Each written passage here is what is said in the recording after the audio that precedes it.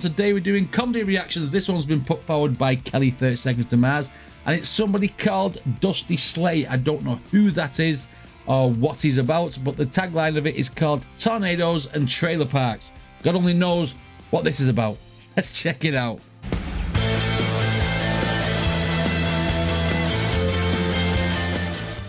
Right, okay, tornadoes and trailer parks.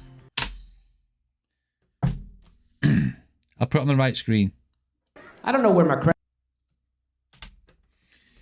Okay, tornadoes and trailer parks. Let's get it. I don't know where my credit score's at these days. I don't know a lot about credit scores, you know. I've been seeing a lot of commercials for checking your credit score. These commercials act like you can fix all your problems by just checking Okay. your credit score. They say things, they don't give you no other instructions. No. You know? They just want you to check it. They say things like, you don't want to live with your parents forever, do you? You better check that credit score. But it's like, if you check it and it's bad, it's still bad. Facts. Like, checking don't help. Like, I'd like to see this play out in a bank somewhere, right?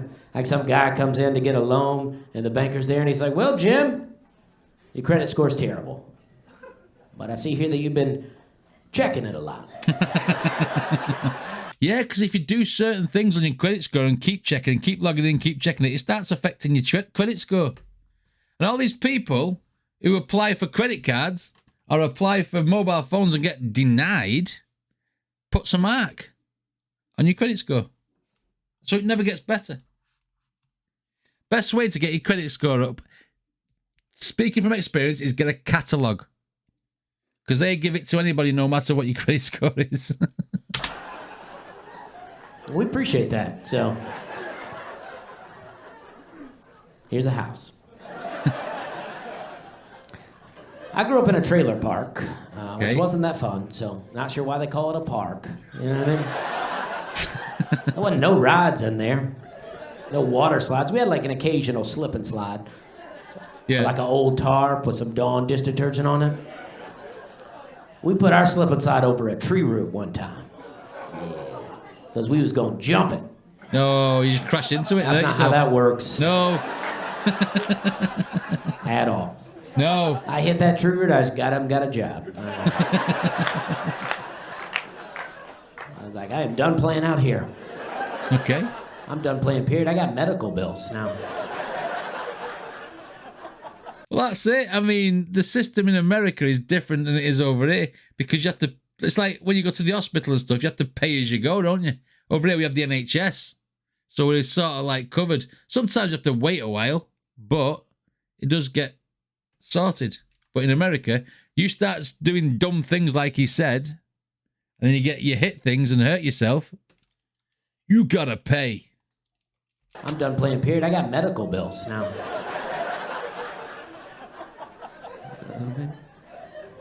We never went camping growing up because, like I say, I grew up in a trailer, and we felt like we had a pretty good idea what camping was all about. Okay. I mean, we're like, nah, we already kind of live in a camper.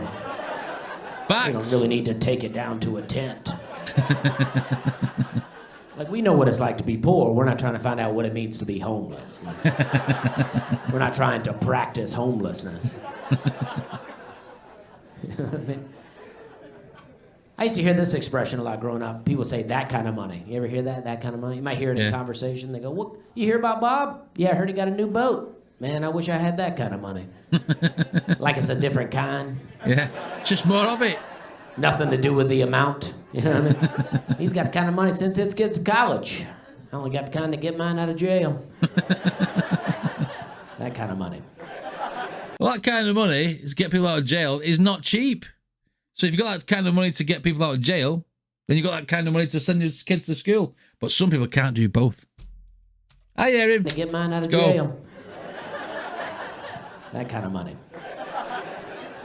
There is a lot of different kinds of money out there. Like when I was a kid, you know, like there's like old money, new money, blood money, drug money. We didn't have any of that. No. What we had was good money, right? Good money. That's where your parents buy you something you don't like. They go, we paid good money for that. That old chestnut. Good money buys the worst stuff, too. It's It does. never anything good. Good money buys like airbrush t-shirts with your name on it. From Gatlinburg, Tennessee. Dollywood, you know what I mean. I had a lot of t-shirts with wolves on it growing up. My mom thought I'd look good in a wolf t-shirt. Okay. She was like, the more wolves, the better. Put them all over that thing. Maybe put a little moon on there. Give that wolf something to howl at.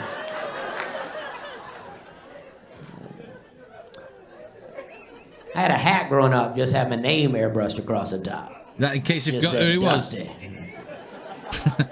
That's just so I wouldn't get kidnapped.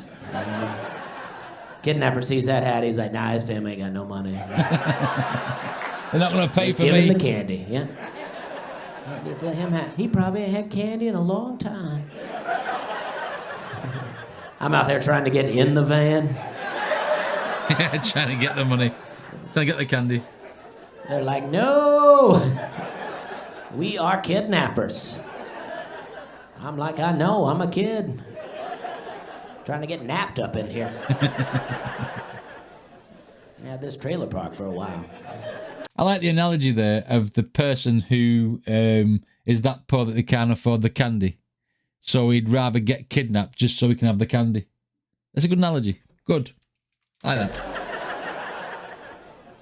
I had this trailer park for a while.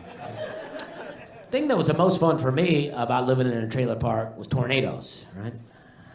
Because I got to leave. I was just going to say trailer parks and tornadoes. It's like if it picks up your caravan or whatever, your trailer, as you guys call it, and then moves it somewhere else. Then you've moved house. Tornadoes, right? Because I got to leave. I had to go to a real house for a little while. That was nice. I love going to a real house. I'd be like, man, look at all these bricks in here.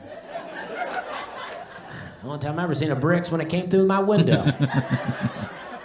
With a note on it. It said, cut your grass. What? That's how they do it in the Mobile Homeowners Association. Mobile Homeowners Association. Sometimes I'll say that twice because it's a good joke. That is fun. Mobile Homeowners Association. You know what I mean? We're having a good time. You milked that one too far. One December, we had a tornado warning, and I was listening to the radio, and they were telling us what to do during this tornado warning based on what kind of house you live in, right? They were like, if you live in a house with a basement, go into the basement. If you live in a house without a basement, go into a bathroom or a small room. Okay.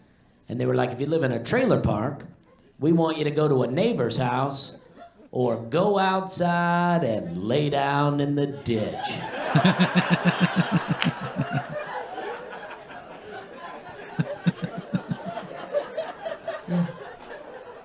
That's the real news. They're like, listen, we don't know what to tell you. So they'll just pick it up. Hell, you made some bad decisions along the way. Now you got to deal with this. They're like, we can't help you. Yeah, you should check that credit score a couple of times. Oh, God. You might not be in this mess. Could be living in a house, not a trailer. Like, yeah, I know it's raining out there, and that ditch is going to be full of water. Just get down in it. Yeah, it's December. It's going to be cold. You're probably going to get sick. Just get down in there. I like that they think that there's a ditch located next to every trailer park. Like it just comes with it, you know? Stereotypes. Part of the trailer park amenities. I mean, I can't say from experience because I've never actually lived in a trailer park. I mean, I've been on a caravan site. We call them caravans. You call them trailers. I don't know why. Because the static caravans that people live in are not trailers. They don't move. They're just like planted. But I mean, but we don't get tornadoes in this country, so it don't matter. But I mean, I lived that way where you're in a caravan, as we call it. So I can understand some of this. But I've never been, it's not a way of life really here, caravanning. It's just like an holiday. an holiday type thing, or a lot of people in America, in certain places in America, have that as their living quarters, let's say. It's cheaper. You know? Part of the trailer park amenities. Every trailer park gets their own tornado ditch. I like that the other option they give you is to go to a neighbor's house, right? Because I don't know what kind of trailer parks they know about, but... No houses near. Trailer park that I grew up in, my neighbor also lived in a trailer. It's like they just want us to meet up in one, maybe weight it down. Nope, it's going to pick you up. The tornado can't carry it off, you know what I mean? And if we did have house neighbors, you know, they're not just so welcoming to the trailer park people. They're not like, no, come on in. Come on in, check out our stuff we have in here. Check out your credit score. You know what I mean? It's like people that want you to take your shoes off before you come inside, you know what I mean? I hate that. Show up at somebody's house, they're like, hey, come on in. You mind taking off your shoes? I'm like, nah, I'll just go home. Can't be bothered. Like, I wish you'd told me that on the phone. I wouldn't even come over here. Not me lounging around in my socks like we about to do yoga in here. They're like, namaste. I'm like, nah, I'm gonna leave.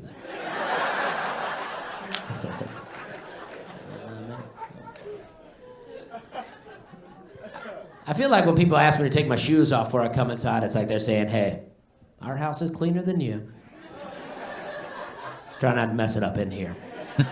Matter of fact, take off the rest of your clothes. Jump in the shower. No! Give me some time to put a sheet down on the couch. They're right, though. Most houses are too clean for me, you know? That's not how I was raised, you know? I was raised in a dirty house. We had the type of house where people show up and they try to take their shoes off. We're like, nah. Put them back on. Nah, you better keep those on in here. Yeah, you get hurt walking around in here barefooted. Broken glass, fish hooks. Now, we weren't real poor growing up. We just didn't have everything. I never got ice cream growing up. That's true. That's My mom a used to shame. just pour milk into a bowl. Then she'd call me into the room and go, well, you're too late.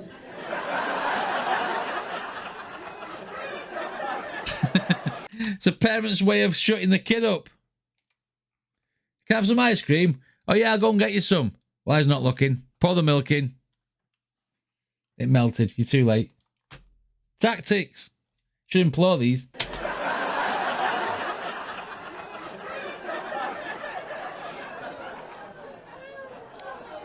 He's like, I guess you'll come next time I call you. Out there laying down in the ditch. Messing up that new wolf shirt I got you out there.